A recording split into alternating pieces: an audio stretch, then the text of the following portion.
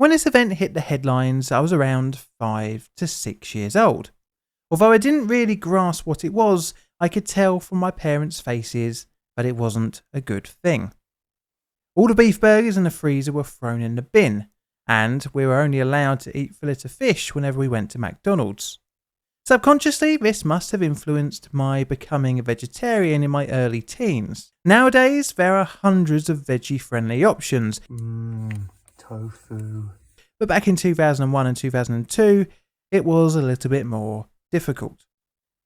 Well, that's enough talking about my dietary choices. Let's get started with the video. Piles of bodies are burning in fields all throughout the British countryside. It is the 1990s, and this hellish scene is scarring the British pride in their farming products. The mass culling is understandably no one's first choice, but it seems the only way to stamp out an animal-borne disease that has made the leap to humans. The cattle farming industry makes up roughly 38% of the UK's entire agricultural product, and the last thing the country needs is piles of dead, unsellable cows. The disease is always fatal, with a prognosis of roughly 13 months after onset of symptoms. It is officially known as bovine spongiform encephalopathy, which, if consumed infected meat, can cause variant Creutzfeldt-Jakob disease, more casually known as mad cow disease. Welcome to Scandal, a plainly difficult documentary series.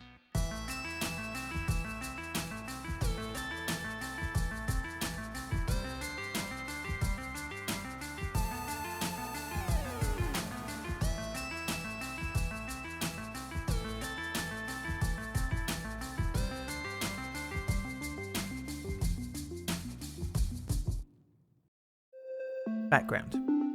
It is the 1940s, and the United Kingdom, as well as the rest of the world, is collecting itself after nearly 6 years of devastation.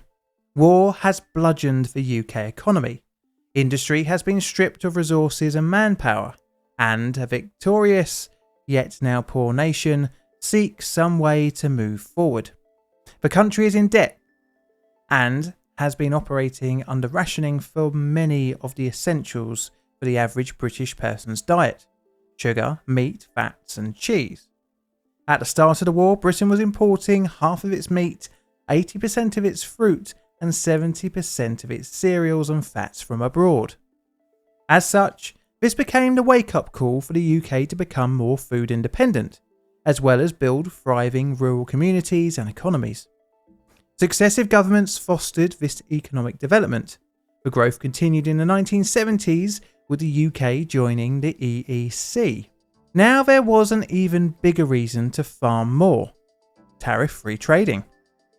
The UK by the 1980s had achieved over 100% domestic milk demand and 97% meat demand. Quite a turnaround of importing 50% some 40 years before. This market was worth £5 billion to the UK economy. But how was this turnaround achieved? Well, glad you asked, as this would prove to be a vital cog in the wheel of disaster. The UK had made use of a scheme of selective breeding to create cattle with the ability to produce more milk, coupled with a high protein diet. The industry found that soya-based feed was good, but not good enough. Instead, they discovered that meat and bone meal yielded as good, if not better, milk produce than the more natural alternative. And what was better was that it was made of animal waste and was as such a hell of a lot cheaper than soya.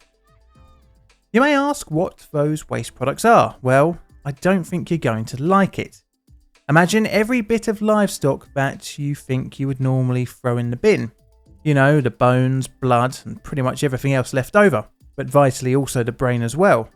It was all mashed together to make feed. Much of the livestock products used were from cows. So basically, the industry was feeding cows. The high protein feed was mainly for increasing milk production, and as such, dairy cows were the most unknowingly cannibalistic population in the farming industry. But these dairy cows would eventually find themselves in the slaughterhouse, as around 2/3 were eventually used for beef production. For cattle to enter the human food chain, they had to be killed in a licensed slaughterhouse in the UK. But the numbers in the country had dwindled to around 1,000 registered premises by the 1980s. The side effect was that cattle had to travel longer distances. Now, I'm not going to describe the slaughterhouse process, but it should be said that the waste products that made up meat and bone feed came as a byproduct from the rendering process, part of the whole meat production line. Rendering is a process of recovering any waste products from livestock, and vitally for our story in the 1980s, was completely unregulated in the UK, and thus diseased animals quite often found themselves being turned into feed. 1983, an unknown illness. It is October 1983. Veterinarian Mr. Ray Williams is attending a cow that has been exhibiting some strange behaviour. He is at Coleman Farm in Wiltshire, and over the next year Williams would see at least 5 more cows exhibiting very similar symptoms.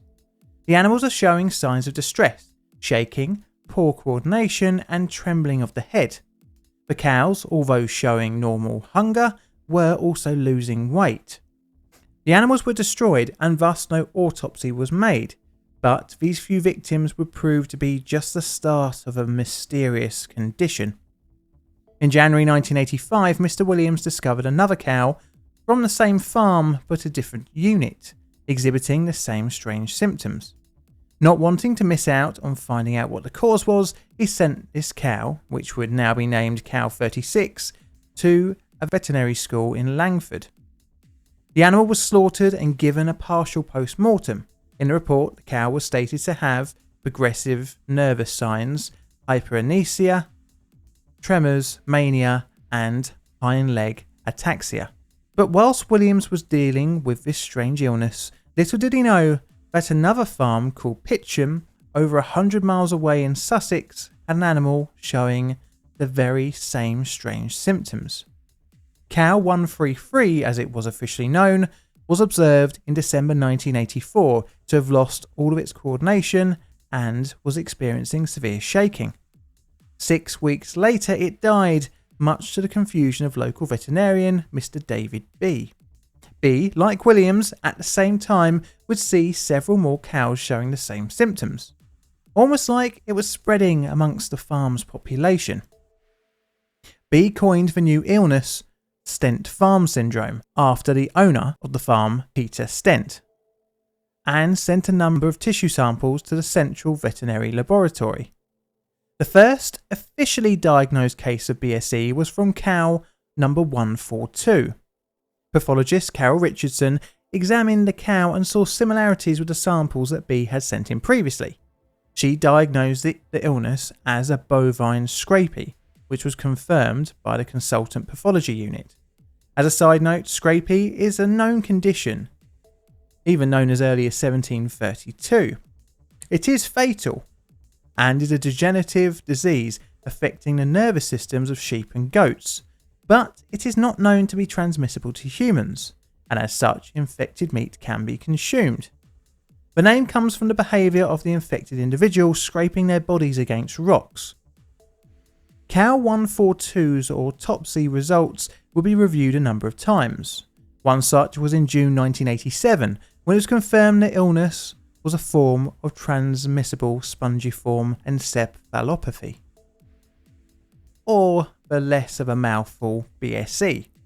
A couple of months later, the UK government would accept the new disease, but although the cause of the strange symptoms was discovered, an unknown number of cattle had been infected. Although the early signs were there from 1983, it is now thought to have occurred in cows as early as the 1970s. It's very likely it was spread through the meat and bone meal that was fed to cattle, and in the late 1980s, the numbers of infected animals would soar, as more and more unknowingly infected cattle were slaughtered and rendered.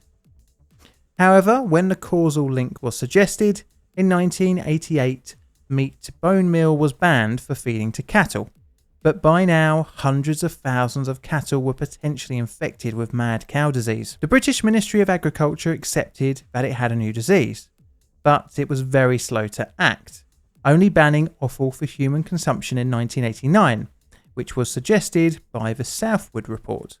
The Thatcher government, sorry I said that wrong didn't I, the Thatcher government, were adamant that British beef was safe among the concerns over BSE, saying the illness couldn't jump species. But experiments at Oxford University had already shown the disease could infect other species, when in 1988 mice were infected with BSE by brain-to-brain injection. The Southwood Report also advised that the government should slaughter and dispose of any cow that was suspected to have transmitted the disease. The government complied, but only offered a 50% compensation to farmers, which seemed like a bit of a half-assed measure, especially when BSE can take several years to manifest any symptoms after infection. The lack of financial incentive led to many turning a blind eye to potentially infected animals, with some farmers later being accused of selling cattle off the books. However, this was too little too late, as the USA in 1989 banned British beef from its shores. The government by 1990 was assuring the British public and the wider world market that British beef was safe to eat. The Conservative government said there was no evidence of catching the disease through the consumption of meat. Well, until there was. Hello, John here. Have you ever wondered who made the racket in the background to this video, or the other Scandal episodes, or even the outro songs on pretty much every recent Plain Difficult episode? Well, wonder no more, as it was made by me, John. And you can now listen to the songs in full on my new YouTube channel made by John, stream them on Spotify, or even if you fancy, buy them to keep forever on Beatport and iTunes. I enjoy making my personal mix of acid house, breakbeat and ambient, and I hope you'll enjoy listening to it as much as I did making it. Max the cat and the jump to humans. Enter Siamese cat, Max. The feline had for most of its life been given a diet of British beef. Not so strange. However, what made Max unique was that he began exhibiting symptoms congruent with a feline form of BSE. Max was confused, losing weight, had trouble keeping balance, and the signature of the illness, uncontrolled quivering. The cat became the first known case outside of a laboratory of BSE jumping species. Scientists knew it was possible. In the same year, they had shown mice could develop the condition through eating infected food. BSE had now officially jumped species. Max and a number of other cats, including a tiger, became infected, showing the risk of transmitting the disease through consumption of infected meat. Despite the ever-growing storm clouds of thousands of cows developing BSE, a 100% compensation scheme to farmers, and tons of meat being destroyed, the UK government doubled down with the line that British beef was still safe. The Agriculture Minister, John Gummer, today enrolled his daughter Cordelia in his campaign to persuade people that eating beef is safe. It was a little hot for her. Too hot! But later he munched it himself to prove to the world that he at least is confident there's nothing to worry about. Secretary of State for the Environment, John Gummer, appeared on TV, virtually forcing his daughter to eat a beef burger. Nothing like dragging your children into politics at a young age. And guess what happened to him? He eventually got made a member of the House of Lords.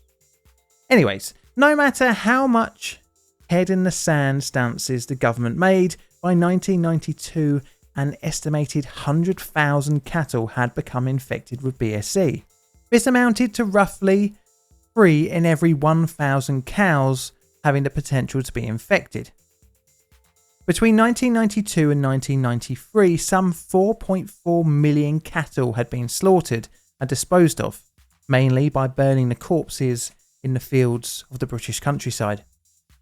This proved to be financially decimating for the British farming sector, and as such, the government continued to claim the safety of British beef, with the chief medical officer reaffirming the safe to eat party line. Even though the numbers of the infected reached the peak of the outbreak, the human tragedy was yet to unfold. In late 1994, a few people in Britain were showing symptoms of a rare illness, Creutzfeldt-Jakob disease. So rare is CIJ that between 50 and 60 people get the disease per year in the UK. Well, what's so strange, you might think? Rare illnesses exist. What is odd is that traditionally the condition rarely affects anyone under the age of 55, and the new victims were nearly 30 years younger. During the late 1980s and early 1990s, there were at least 4 cases of farm workers all over the age of 55 being taken ill with CJD, which proved to be a very strange coincidence. It was kind of looking like there was a vocational link to cattle and CJD. A 19-year-old man named Stephen Churchill would die in May 1995, apparently linked to this rare illness. A younger 16-year-old girl had been identified around the same time, but Stephen was the first of the under 55 cases to succumb to the illness. Needless to say that unusual deaths in young people often warrant thorough autopsies. James Ironside, a pathologist at the National CJD Surveillance Unit, saw the brains of the patients and showed unusual spongiform symptoms. He named this new condition variant CJD or vCJD. In total, in 1995, 4 people would die from vCJD, but in September, the government stated that there was insufficient evidence to link BSE and vCJD. But eventually, on the 20th of March 1996, the government would begrudgingly capitulate, and Stephen Dorrell, the Secretary of State for Health, said there was actually a link between vCJD and infected beef. 7 days later, the EU would enact a ban on British beef. But why did children get so much of the issues? Well, the Thatcher government in the 1980s had removed the requirement for school dinners to have any nutritional value. As such, schools were using mechanically recovered meat, which was not much better than meat bone meal. In response to the EU ban on British beef, the UK sought to legally challenge the export ban and introduced a scheme to slaughter and destroy all cattle over the age of 30 months.